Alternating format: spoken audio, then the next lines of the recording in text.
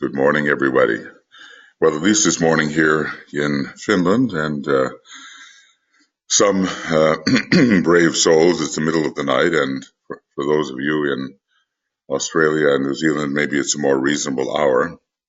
This is our fourth program in the Science of Triangles webinars, covering the more academic side of the subject, and it's a huge, huge subject. This section alone is about 100 pages, and there are many other places where triangles are discussed.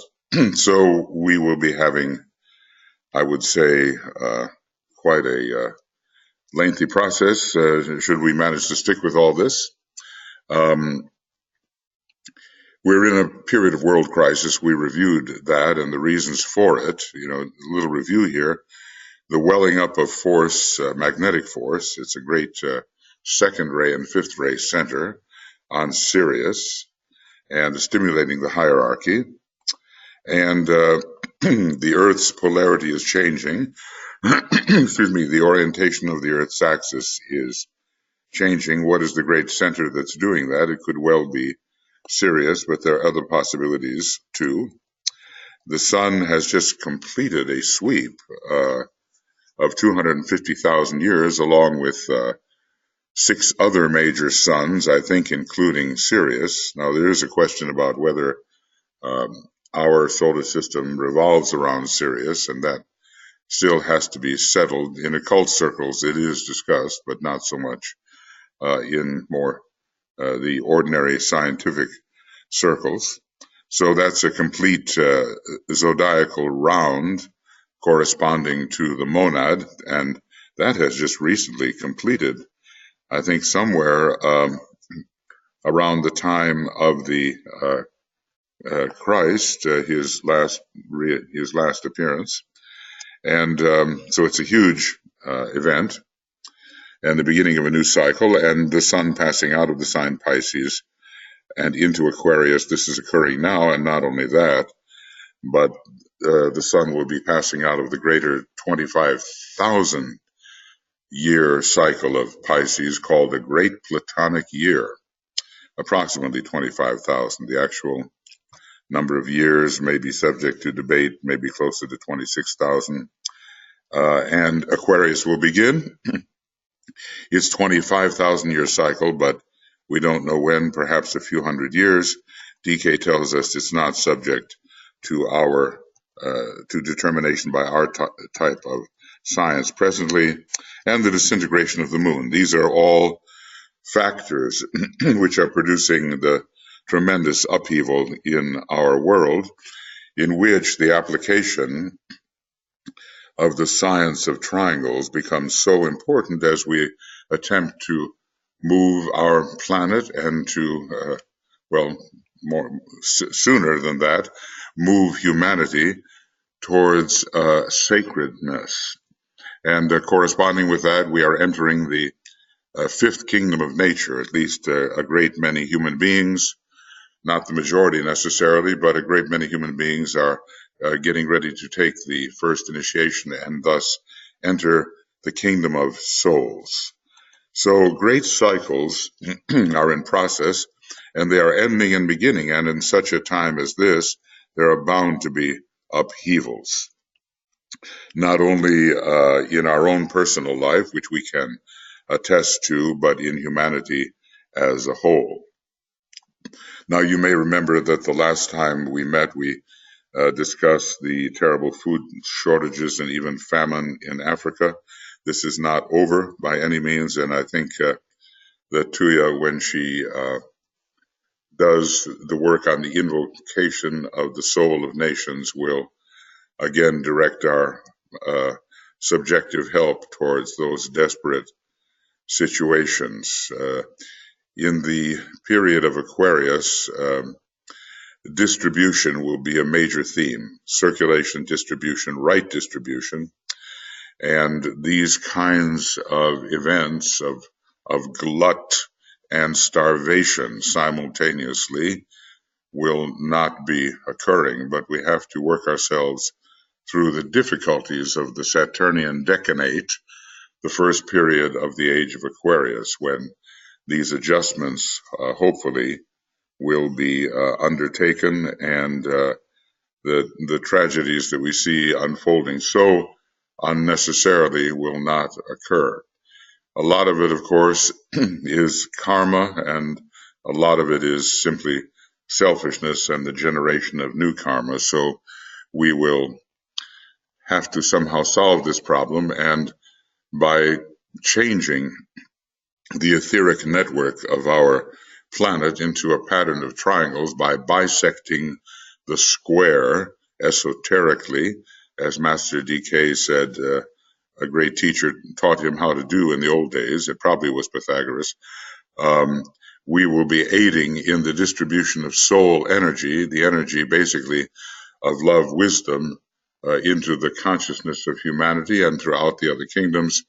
And that will change our approach towards egotism and towards selfishness, which seeks to grab all it can for the illusory little self, and not care about the others who are deeply affected by this kind of selfishness. So we're going to, work hard at changing that situation. And of course, we have to change it in our own lives, and we have to understand something larger about the context in which we are working.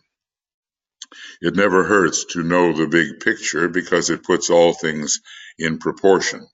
And we know that when consciousness perceives proportionally, glamour is not possible. It's disproportionate perception and the misinterpretations of the concrete mind that give us glamour and illusion. So the big picture helps, and we are certainly at the beginning of this kind of study. We are studying the big picture. Now, we have gathered together, maybe there are something like 25 of us, and we realize that we are working together as a group and invoking the light of the soul. We as souls know many of these things, but here in our personality consciousness, we don't yet. And together, we are invoking the light of knowledge, the light of wisdom and understanding, so that we may be more effective workers on behalf of humanity and in cooperation with hierarchy. So wherever we may be, we are soul infusing personalities. We're not there yet. At the fourth initiation, maybe you can say that one is totally soul infused, just before the causal body is dispensed with and no more needed. But we're on our way, and we communicate with each other in that way as personalities who are in the process of soul infusion, or shall we say, even more accurately, as souls in incarnation within the personality field with which we have mistakenly identified over many millions of years, and with which we are now disidentifying as we become more and more the soul, which we already are, but it's a question of being consciously so while working in the three lower worlds.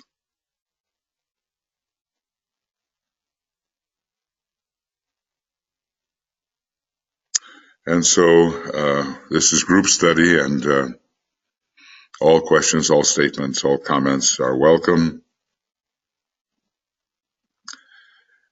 And we'll see how far we get as we are working here in the beginning of these 100 pages or so, which are specifically dedicated to the understanding of the science of triangles.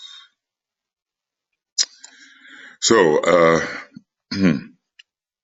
DK is going to speak in generalizations now. This is the beginning of number 4, our work in number 4. Speaking with a wide generalization, it might be said that the 3 major groups of forces affecting our planet are zodiacal, which are, in a sense, the constellational energies, although there is a belt, a circular belt or a spherical belt of Davic substance, which we call the zodiac of signs. Is not the same as the zodiac of actual stars or constellations. So these groups of forces, which are, triangulating with each other and on their own levels, are zodiacal, systemic, having to do with the local stars and particularly with our solar logos, and planetary in nature.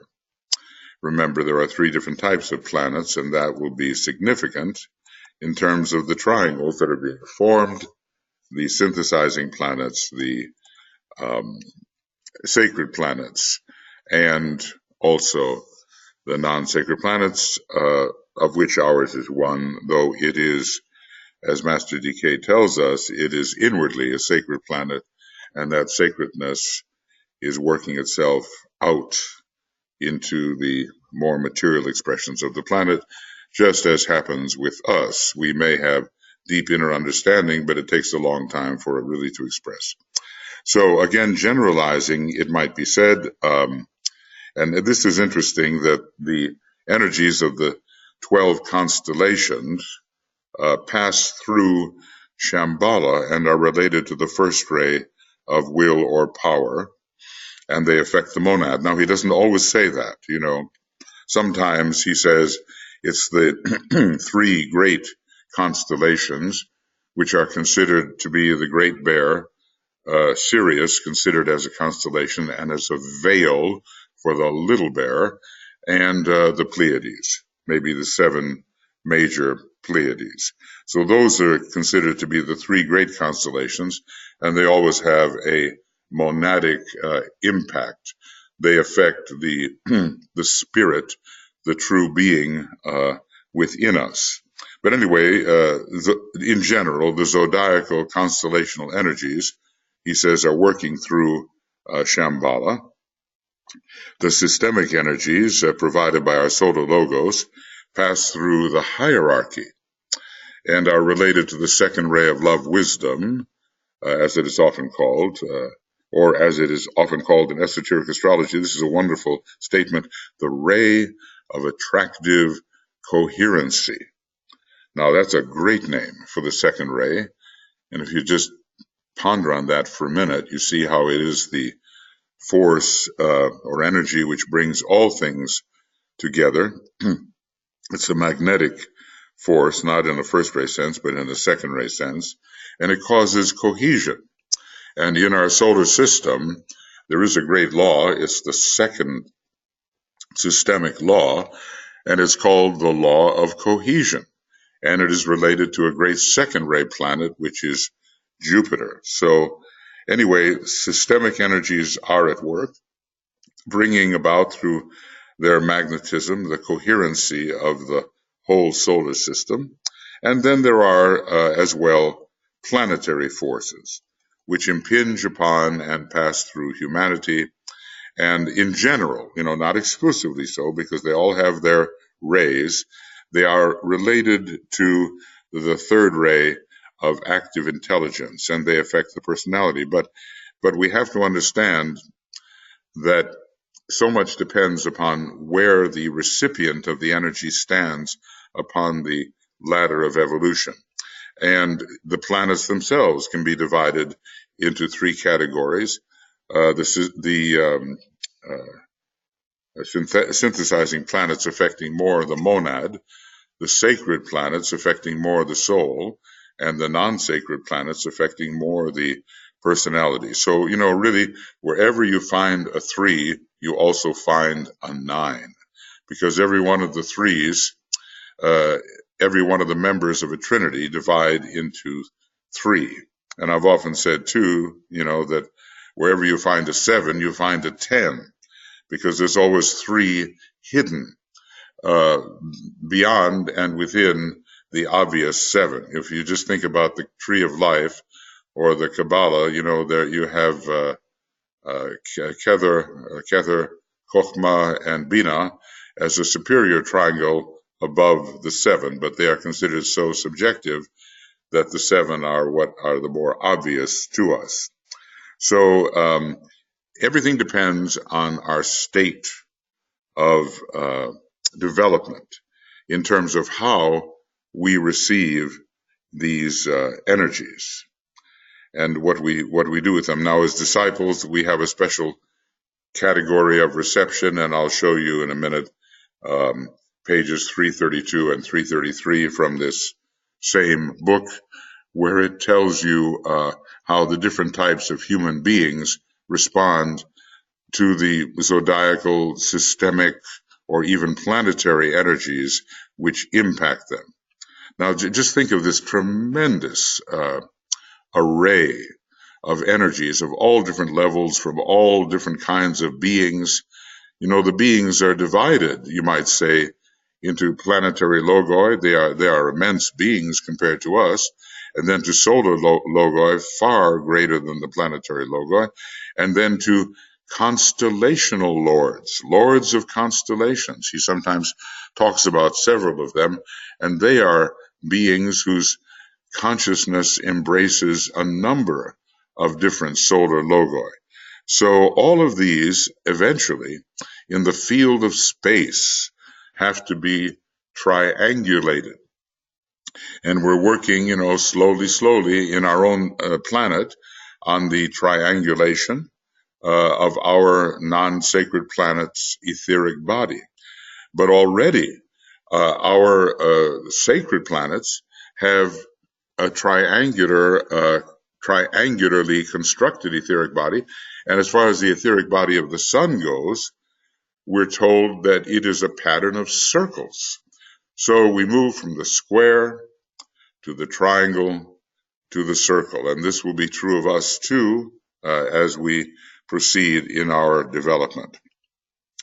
Okay, well, anyway, these 3, generally speaking, these 3 levels of energies and forces, which have to be triangulated, affect the monad, soul, and personality of the human being. And every one of us has to have some idea, some experience beyond mere words of what it means to be a personality, what it means to be a soul, and even in those sudden flashes of realization, which may not last very long, what it means truly to be a spirit. Okay, so to all of this, DK says, I've earlier referred, but have restated it here as I seek to have it definitely in your minds as we go forward with our new studies, the science of triangles. Okay, you have here a major trinity of energies, zodiacal, systemic, and planetary, emerging out of a vast and incomprehensible aggregation of forces. Well, if DK calls this incomprehensible, maybe he's not only thinking of our poor ability to comprehend, but how even the understanding of that vastness eludes such great minds as those of the masters. A vast and incomprehensible aggregation of forces and energies which stand to them as the one life stands to this lesser important triangle.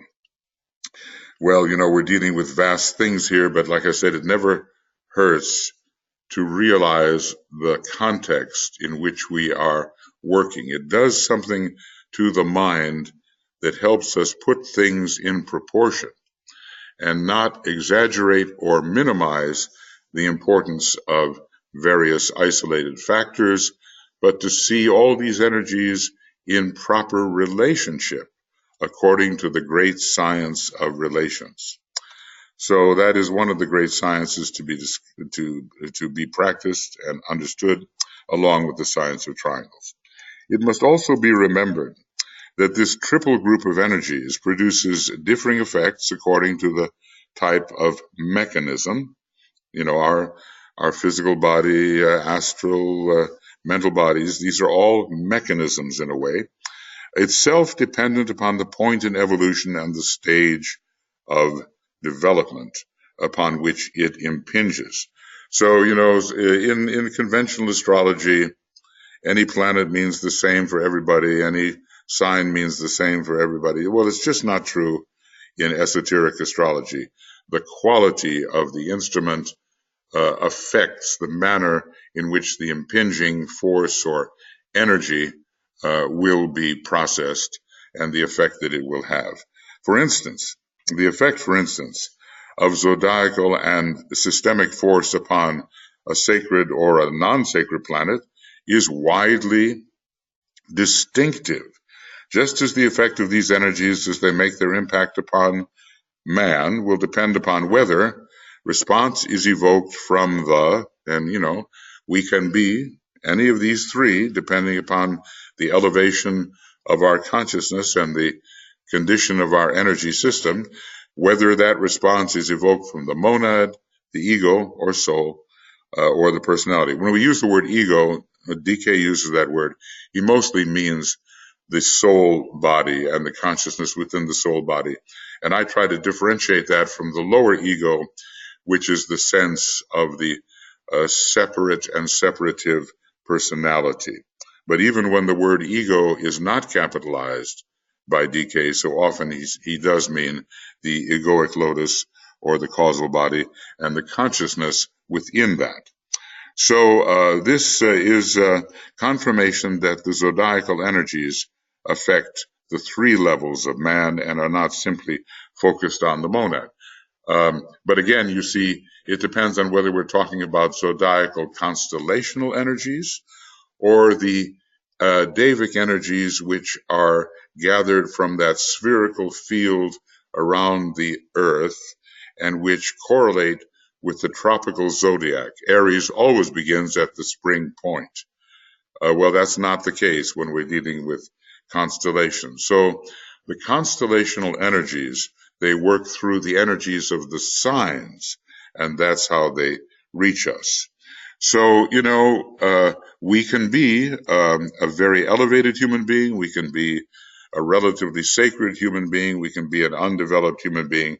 I'll just turn here to this page 332 and 333 of Esoteric Astrology, and what you see is a very, very different response, depending upon whether you are an undeveloped human being, an advanced human being, or a disciple initiate. I mean, just take a look at the Aries energy, for instance, and how it operates on the undeveloped human being. Blind, undirected experience. This is the energy that just causes impulse, but it's not intelligent, and one just responds to the push of the Aries energy, and it is instinct. There's no real intellect there. For the advanced human being, directed personality effort, and it has to do with the stimulation of desire under Mars, but for the disciple, and increasingly so for the initiate, recognition and work with the plan. We recognize the divine plan, we understand the divine plan, we work with the divine plan, and we have cultivated will. And will is especially cultivated in this first raised sign, Aries. And so it goes, take a little time sometime to analyze this on page 332 and 333, or I've done this as well when I reviewed the whole book, and that's found on the Makara website, and I spent a couple of programs, I think, dealing with these differences of how energies impact the three different levels of human development, and we might even call it 5 different levels of human development. The undeveloped man, the advanced human being, the aspirant, the disciple, the initiate, and even the high initiate. So there are many categories into which we can divide human development, and there will be a difference in the way these energies impact. Now, even when we're forming triangles among ourselves, everything depends on how the degree to which we are soul infused. If we are really the soul infused personality, we are going to be able to feel deeply and to transmit uh, soul light and soul love and real sacrificial will. We're going to be able to do that. But if we're simply, just beginning and not yet there, then we'll do our best with these energies, but it won't have the same kind of intensity in our little triangles network as it would have if we were really more fully developed. So let us, see to our spiritual development through meditation, study, and service. Okay. All right. So whether or not these energies will impinge upon the mass consciousness, that will make a difference. That's ruled by the sign Cancer. The self-conscious unit, pretty much ruled by the sign Leo, or the illumined consciousness of humanity. And, that's an Aquarian factor, but many different signs of the zodiac come in when you're dealing with the illumination of humanity. So all of these energies depend upon the state of development, whether we're talking about the individual human being or we're talking about humanity as a whole. And if we get that one idea in our thought process, we will much better be able to interpret life and the conditions of life of the people around us who may require some kind of assistance. Or whether, in fact, as far as man is concerned, yes, they play upon the unevolved, the evolved, or disciples' initiates, and I just turned there to show you that.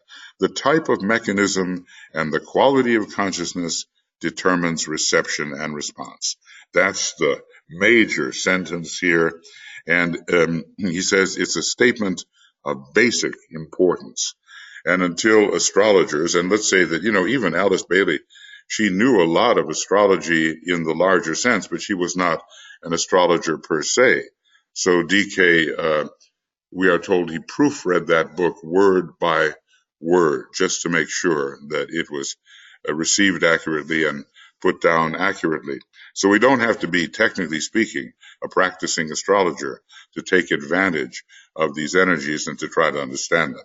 So this is a statement of basic importance, and until astrologers can arrive at the point of development where the world of true meaning is open to them, and that is the world of the soul, and where the scope of their consciousness is widely inclusive, and may that be true of all of us, it will not be possible for them to be truly accurate in their interpretations of group or individual horoscopes. So much development is required on the in relation to the psychologist, the astrologer, the person who wants to understand human nature. The more we develop that type of understanding, the better we will be able to understand the people around us and help them fulfill their destiny. I am bringing this point up as the whole science of triangles relates entirely to subjective energies, energies within the physical, as they condition the consciousness, and not with the conditioning brought about by the same energies upon the outer form, upon the physical plane. So this is a subjective endeavor in which we are now engaging. Of course, there is a type of astrology which deals with events, and events are important in how long they last and how we should deal with them. But normally we deal from the inside out. We deal from our subjective sense of things first, and that is going to condition the way we handle our outer circumstances. So I'm going to repeat this. I'm bringing up this point, about the need for working in the world of meaning and the world of the soul.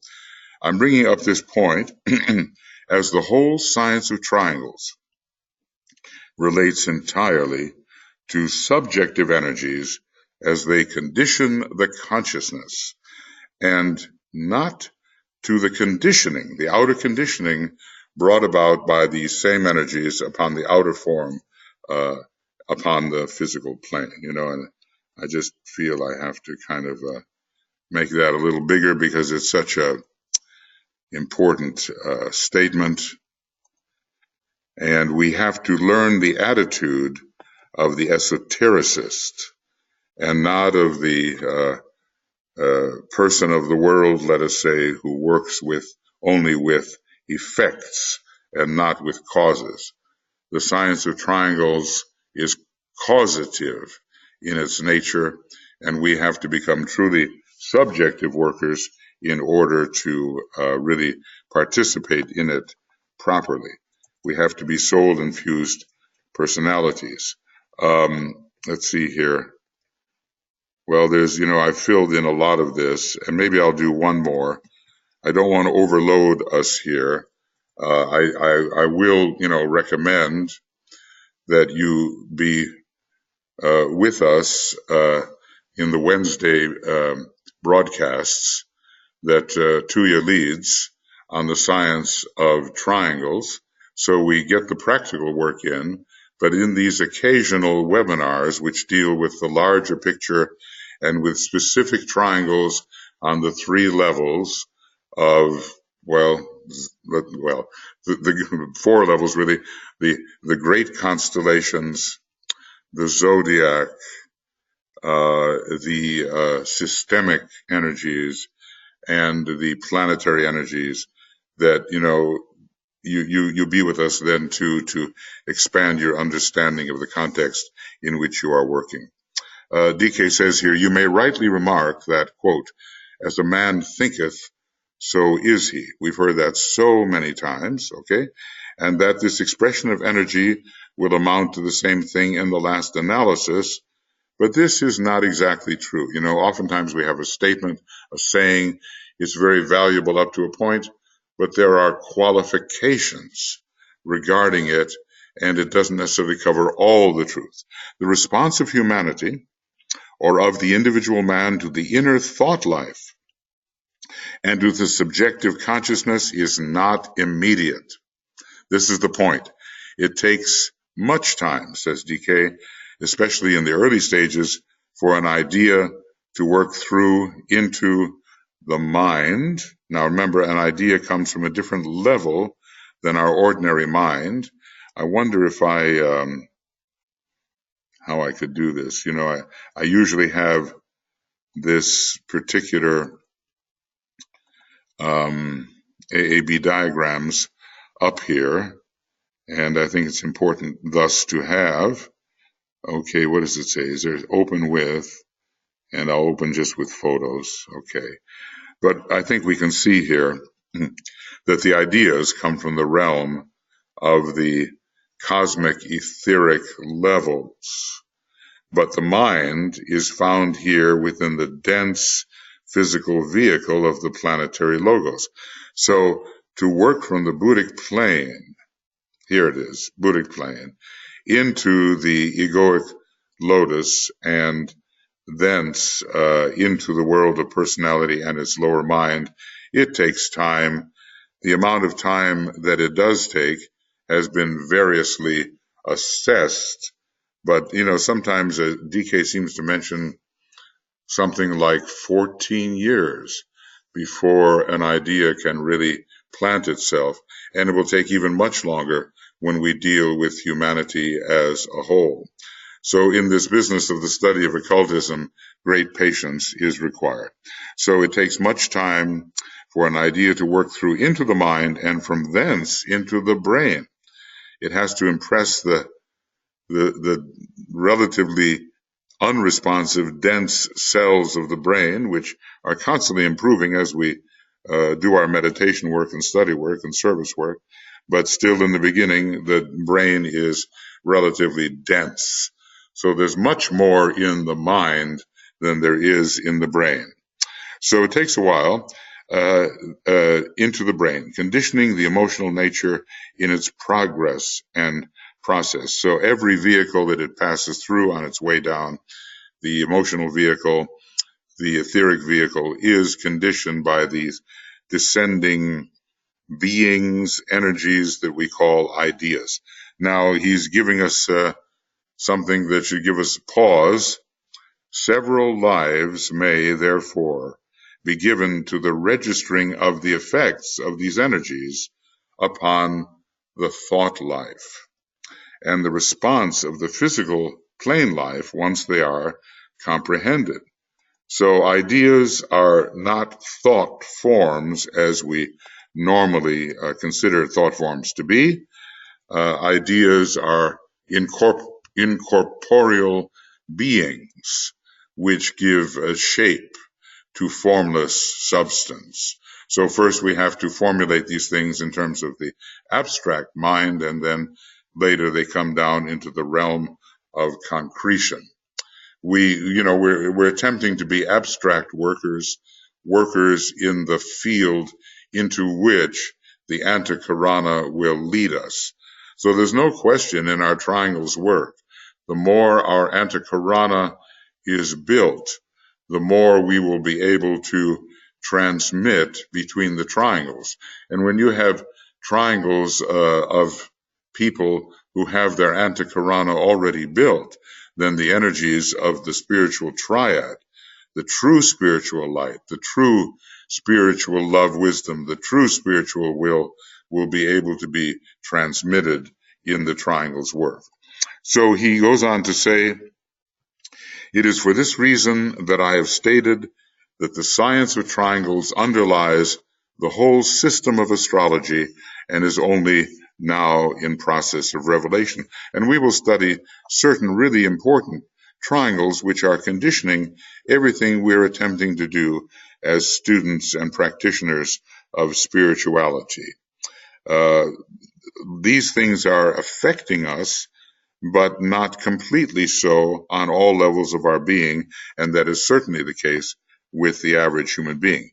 DK says, bear in mind that the effect of these energies, which we shall be considering, and of their triple relationship, will be in the realm of ideas and in the world of consciousness and its expansion, and will embrace, therefore, the sentient thought life of a solar logos, of a planetary logos, of humanity, and of man. And right there you have four major divisions which concern the triangle of the science of triangles. We are looking for the subjective effects when studying the triangles, and thus the effect of these triangles on the higher aspect of the nature of the individual and the human race. So this is not just a human thing we're dealing with in the science of triangles. It has to do with the entire planet. It has to do with the entire solar system and its progress towards that which our solar logos has already achieved, the transformation of triangles into circles. But, of course, let's be patient. That's going to take a long time, and probably won't even happen in this particular solar system. Probably in the next solar system, the sixth solar system, really, or the third major, this will occur. Okay, well, there's plenty to think about here. And I'll just finish this last little paragraph here. It will not, therefore, deal with the producing of events, that's our study of triangles, except insofar that all ideas work out into expression upon the plane of manifestation. Such working out being, I again repeat, dependent upon the quality and the nature of the apparatus of response, be it a solar system, a planet, the fourth kingdom of nature, or a human being. And these are four divisions in which the triangles are of importance. And of course beyond that as well, but for our purposes, I think we can stay within the solar system and be relatively secure in the thought that we will have plenty to do for a long time. right here within our little old solar system, which is not yet a sacred solar system, but is on its way, just the way our planet is on its way to sacredness. So I think that's enough for right now. We'll just call this the end of Science of Triangles number 4, and this is the academic readings. And I don't know what page we're on here. I think we're not covering a lot of pages. I guess it says page 413. And where did we begin? I suppose around page 412 or something like that, or maybe 411. Well, okay, here it is. Here it is. It looks like 410. So we go from 410 to, sorry for the delay here, to 413. Okay. So page 410 to 413. And we'll, our next session, whenever it is, it's been sent to you, I think, and I wonder if I have it here. If I edit this, come on now, be good. Oh, it's not. Here it comes. Yes, it's April 1st, and it's 5 a.m. GMT. You see, we have to kind of scatter these programs because the USR SRI conference is coming. So there's no way to do these extra programs while the conference, the very demanding conference at which we would love to see you, is in progress. So this is we have scheduled up to July the 29th. And when we enter again in June, the month of May is pretty well gone, as well as April. We'll be going every 2 weeks. All right, so this is the beginning of Science of Triangles number 5, and page 413, and it will be on the 1st of April 17.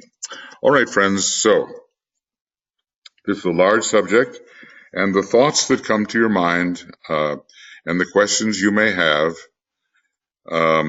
it's a wide-ranging subject, can be put forward now either as questions and statements in a written form, or if you wish to say something particularly, we can do it that way. Now I see it looks like Rebecca is here. Oh, what's the page we're reading from? Well, there it is. Now we've got it. Okay, good. So Rebecca, you're asking here, Michael, could you talk to this quote of DK's? It is for this reason that I've stated that the science of triangles underlies the whole system of astrology and is only now in process of revelation. Let me see if I can find the reason here, because the statement is really important, and it is the most important aspect of the study of esoteric astrology, because we're going to learn how to pass from one energy center to another via a triangular formation, which will always represent spirit, soul, and body, or spirit, soul, and personality. But let's see if I can find the context. I do want to, okay, here I have to get rid of that. It is for the, here it is. Several lives may be given to the registration of the effects of these energies upon the thought life and the response of the physical plane life once they are comprehended. So basically, he's telling us that in order for us to really be able to use these energies within the square, we have to come in touch with them on our own triadal levels. We have to bring the soul in, which is the triangle, and the true soul, which is the spiritual triad, which is a triangle. And we have to be patient in doing this, because this is a long-term process. And, you know, we cannot expect that overnight the triangle will enter the square and express itself fully. So he's advising us And he gives us in the Rays and Initiations the story of the Masonic apron with the, like children, they draw the little square and then a triangle above it. It's what they call a house. So, but that's a profoundly occult symbol. And basically we're trying to bring that flap down of the triangle into the square, and it's going to take time and we have to work at it. So he's telling us that this is a labor and that we have to become soul-infused beings in order successfully to bring the triangle into the square. And that the system of astrology has to do with the reconditioning of the etheric body of the planet, really. That's the purpose of esoteric astrology, to use the energies which are impacting us in a new soul infused sense, a triangular sense, which will change the receptivity of the etheric body in such a way that we really can be a spiritual planet, but it will take patience. He's giving us one of the major motivations of the use of astrological energies to triangulate the etheric body. Not only, well, he says the whole of space has to be triangulated, that we're dealing with the field of space, but right now we're dealing with the ethers of our particular planet and maybe of some other globes in our planetary scheme, and that patience will be required to bring the triangular energies into the energies of the square. We really have to work at it. So that's how I think of it. When we first start with triangles, it's a very wonderful way of connecting with people and a spiritual way, and it really has an effect. But he's giving us the larger picture of what has to be done over a long period of time to render this planet sacred. Now, when this is a sacred planet, it's going to be just like Venus and other sacred planets. It's going to have a triangular etheric body. How long will that take? It's going to take millions of years. It's going to, even the sixth root race is going to last 10 million years. And it's not until the fifth round, probably on our particular, within our particular planetary chain, that the initiation which will make our planet sacred will occur. This is millions of years. He's giving us the big picture of how the triangle enters the square, and we should understand our little efforts in that context and be patient about it. That's what I get out of it. Anyway, Rebecca. Okay. Now, are there other thoughts that, unfortunately, Brett, I don't seem to be able, there it is. Okay. Yes, yeah, exactly. Kitos, right. I'm learning it too. Yes, DK basically has given us this, maybe someone can find the page, it's in one of the early rules, either rule 2 or 3, where he shows us the progression of the triangle over the square. And this is what every one of us is doing. We have a square that we operate in, don't we? This is the square, okay, one way of looking at it. The lower concrete mind, the unified astral body, the etheric body, and the dense physical body, that's our square. Now, the soul is threefold in many ways. It has different ways of counting it as threefold. It has the jewel and the lotus, it has the 12 petals, and it has the 3 members of the atomic triangle, the mental unit, the astral and physical permanent atoms. That's the threeness of the triangle. But from another perspective, the soul is a triangle just in its petal nature, because the 9 petals are divided into 3 groups, the sacrifice, the love, and the knowledge petals. So there's another 3 that has to descend. These various triangles have to descend into the square. And when we look at the three central petals, which come from the Buddhic plane anyway, the synthesis knowledge, synthesis love, synthesis will petals. Now, as far as how many facets the jewel in the lotus has, that's an interesting question. It's got 7 facets, but 8 radiations. So there's numerology there as well. But generally considered, what we call the soul is threefold, and through our normal meditation process, it descends into the square. Now, how do we feel that? Do we have more love? Are things more easy to understand in terms of meaning? Do we have a greater sacrificial will? Those are the things that will tell us that the triangle is descending into the square. But that's not the only triangle that has to descend into the square, because eventually the causal body is gone, the egoic lotus is gone, and you have the real soul, which is the spiritual triad. And that spiritual triad is marked in that way. And it must descend into the square via the antikarana, and that's not the end. Once it does that, and once we have a totally soul-infused personality, experienced as maybe a Maya Virupa, because, it belongs to the 4th degree initiate or to the master. Look at the monad. It's another triangle. And the will, wisdom, and activity of the monad must also descend into the soul-infused square. So we have much triangulation to do. And maybe when we're working with people in the world, well, we just have to think about triangles. And when we feel some kind of resonance with a couple of different people, it oftentimes presents itself.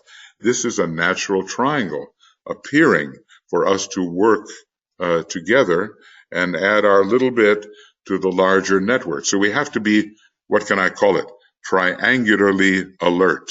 Triangularly alert as we meet with people. Sometimes you're just sitting with a couple of people and it's just absolutely a natural thing that we are, meant to form a triangle. And we do. Now, it's best when you have a lot of triangles to write them out so that you can, more efficiently see and visualize the people. I used to try to hold 50 triangles in my head, and I had a pattern where I could do it, but it's much more efficient, I think, to have the paper in front of you. Okay, Rebecca, those thoughts along that line. Okay, are there other, okay, wait a second, we have, yes, right, of course.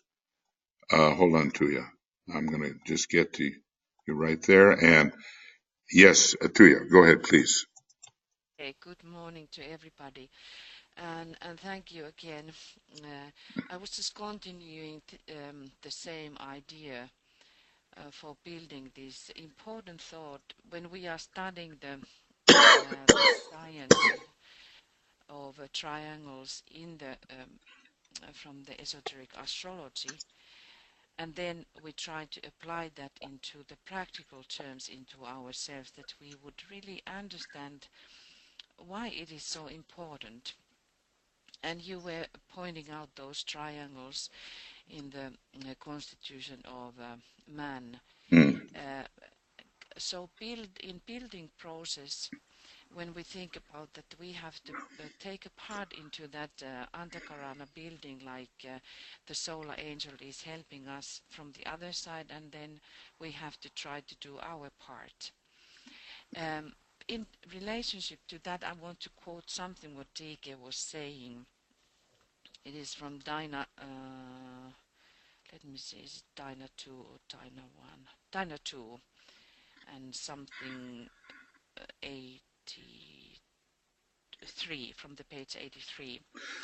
He says that out of the apprehension of truth by many thousands in many lands, and the need for it to be put to practical use in these days of dire world need, 2 other modes of work were initiated, the triangles and the goodwill work.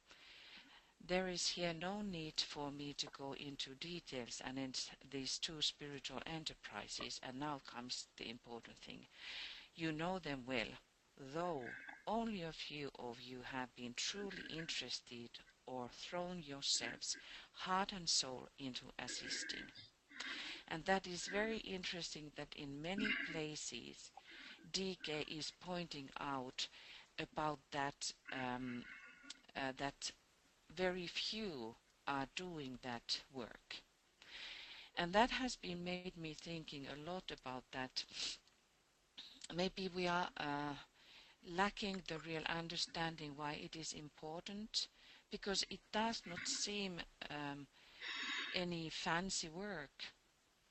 But it has to be important in that sense because he points that out often. And then I was thinking about that how one can actually recognize when that is happening.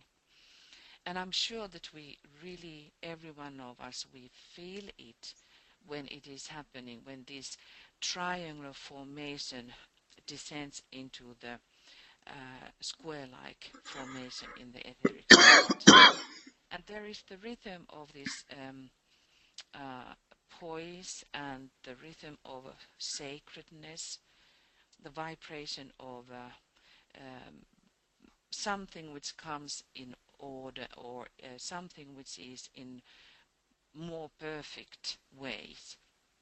And even though we don't consciously think about it, but there it is, very quickly in our meditation work. And the more we practice that, the more it lands automatically. And I think that very many of us have been recognized if you belong to the triangle group work, or in any group that you are deciding, for instance, sometimes that you meditate together. When it comes through the ethers, the sense of the group, the silence of the group which takes you, or some great one who is really practicing their holy practices, like Dalai Lama. Before Dalai Lama steps into the room, the force already comes. And I think that is one of the practical ways for us to recognize when the square-like etheric field changes into the triangle um, formation of the etheric field. Mm. Thank you, Tuija. Tuija may have been referring to a specific experience that we had in Estonia, in the capital city there, Tallinn, and Dalai Lama was coming to address, the whole city really, in the big square. But first he showed up in one of their bigger churches, and we were all kind of waiting. And as he got nearer, you could feel the field.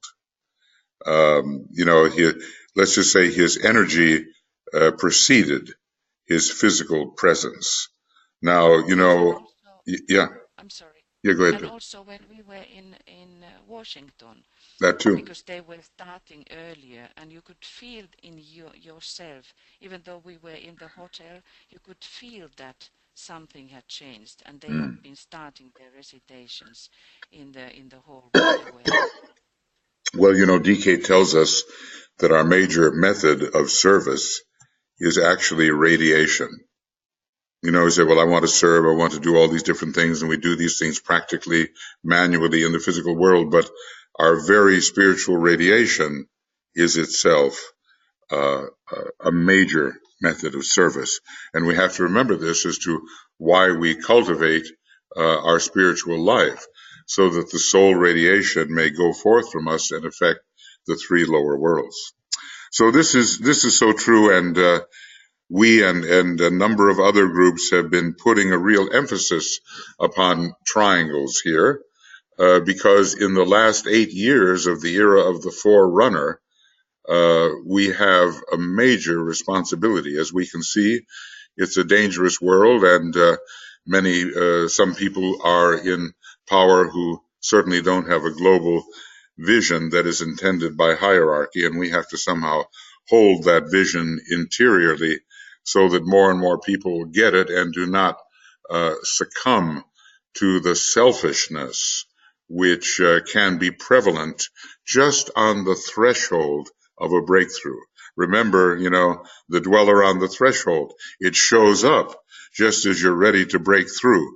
Well, that's happening in humanity right now. Pluto is dragging to the surface all of these uh, long buried issues of selfishness, aggression, possession, all those things, and it's trying to block the way. But it's natural enough for this to occur, and we have to, on the burning ground of humanity, find our way through that dweller into the new type of freedom that lies on the other side of the door. We've got a big job to do, and the science of triangles will help us very much and help the hierarchy if we really apply ourselves. Michael, Okay. can I say Yes, one go ahead, thing? dear. Go on. Yep. Yeah, because the triangle work is based upon the coming new science, how he says that science of invocation. Mm. And I'm thinking it is in more occult ways that studying the sound and how it is affecting really the devas is something which is the basic idea behind the triangle work. That when we are setting forth the invocation in that building of Antakarana, then we force also these lower lives to reorganize themselves. Mm. Because they are, when we think about army of the voice, which is very sensitive to the sound, of course we have the higher sound from the solar angel himself or herself, but then when we sound as well along the way, along the notes or vibration of the higher ones, the solar angel, the master, the hierarchy, ashram. So at the same time, we really affect this lower life Mm. because they have to obey us and they are reorganized into the different formation. Mm-hmm. Yeah, this is a great transmutative and transformative and transfigurative, eventually, act that we are involved in, applying these Exactly. three to the personality. Well, okay.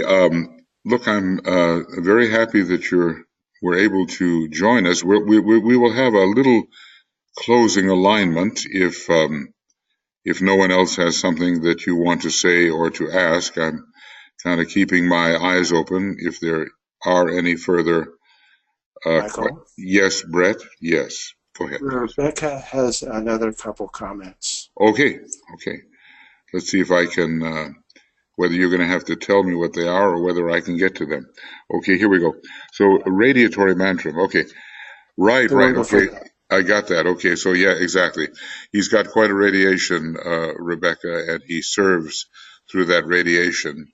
And then this radiatory mantram, may the love of the one soul focused on this group radiate upon you, my brother, and permeate every part of your body, healing, soothing, strengthening, and dissipating all that hinders service and good health. That's very beautiful.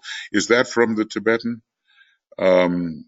It seems to have his kind of cadence, or at least maybe it's inspired by something he said, but it's a beautiful mantram and very valuable when we think about service through radiation. Yeah, it's sourced in Alan Hopkins. Okay, great. Yeah, he's done a lot of really good work in esoteric healing.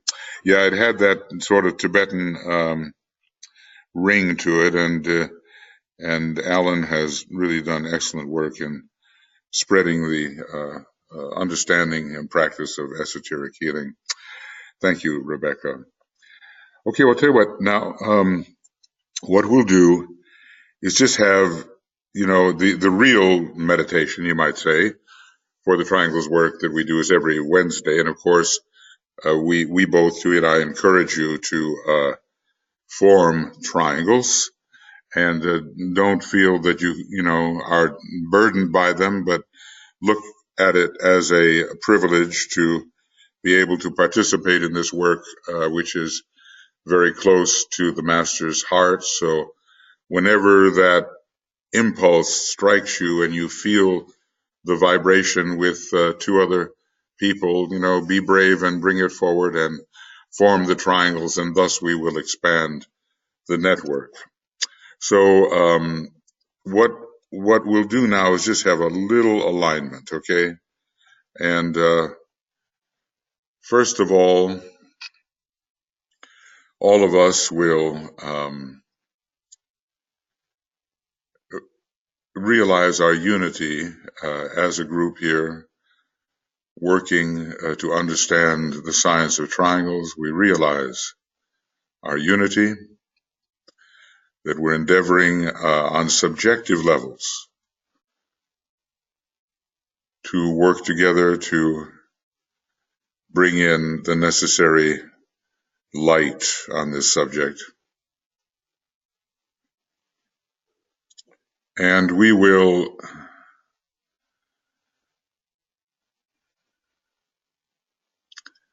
allow a few moments of silence to think of our little triangles network, whether it's one triangle or 50 or 100, whatever you may be involved in.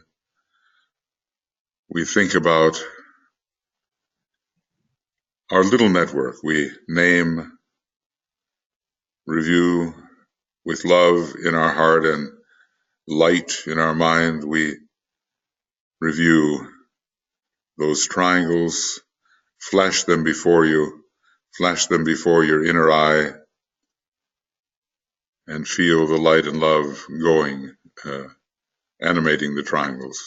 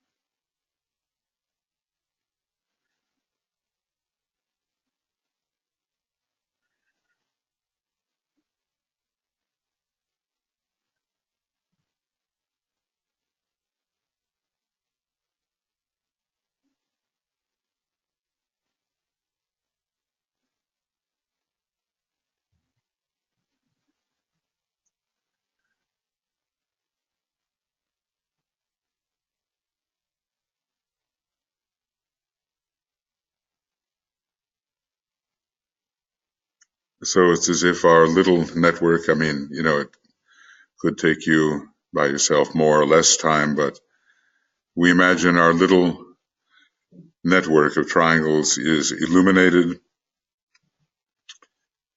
that it's real, that we have soul-infused relationships with all the people in our network, and we link it imaginatively to the larger network, spanning the globe, developing our little network, making a contribution to the larger network.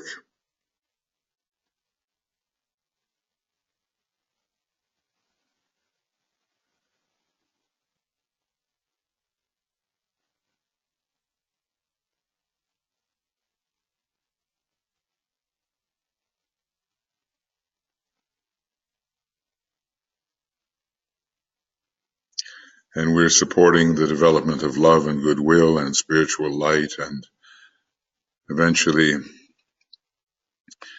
as we become more proficient, supporting the development of the will to good,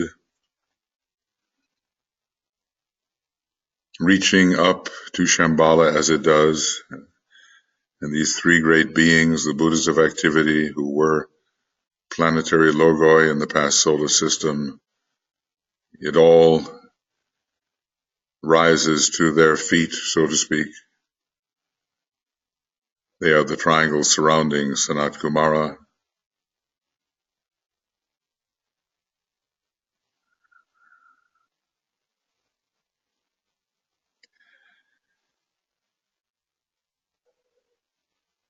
And we're building this network toward the rendering of humanity as a sacred humanity and the rendering of our planet as a sacred planet. So holding this in mind, holding these images in mind, let us all say together the great invocation, and visualizing these energies of light and love and sacrificial will and power pouring through our little networks and the Triangles network as a whole. From the point of light within the mind of God, let light stream forth into the minds of men. Let light descend on earth.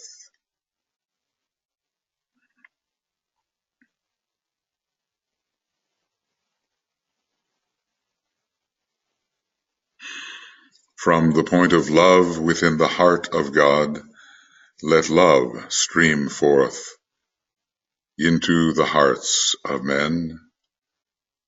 May Christ return to earth.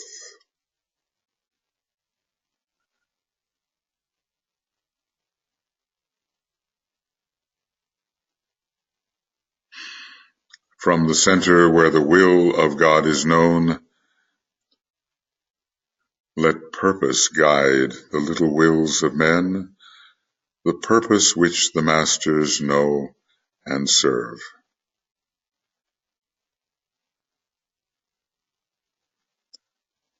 From the center which we call the race of men, let the plan of love and light work out, and may it seal the door where evil dwells.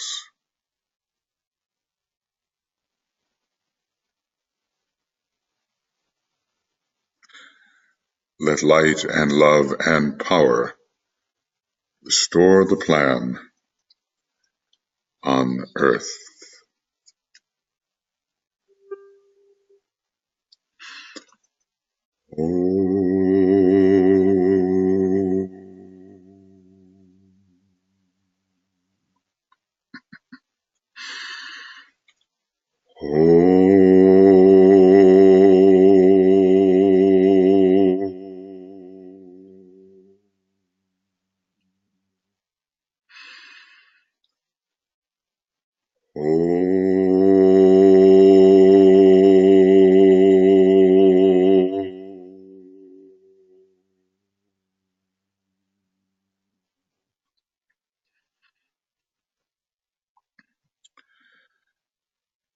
Okay, thank you, friends. Our next meeting of this kind is on the 1st of April, and you'll use the same link. And meanwhile, of course, we have the Ask program of broadcasts, including the one glamour webinar on Friday, but, dealing with triangles on Wednesday, reappearance of the Christ on Thursday, the glamour webinar on Friday, and invoking the soul of nations on Saturday. So we'll have that today at 7 o'clock.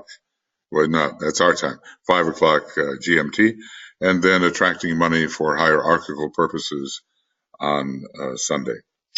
Very happy that you joined us. Thank you. And let your friends know about our work together. And they are most welcome to join us in these webinars and broadcasts and go out there and form triangles with heart and soul.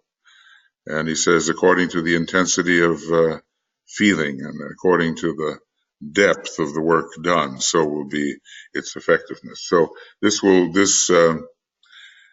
discussion will be on Makara before long, and you can review it or you can tell your friends about it, and we will work forward together. Thank you very much for being here, and we'll see you soon. Bye-bye.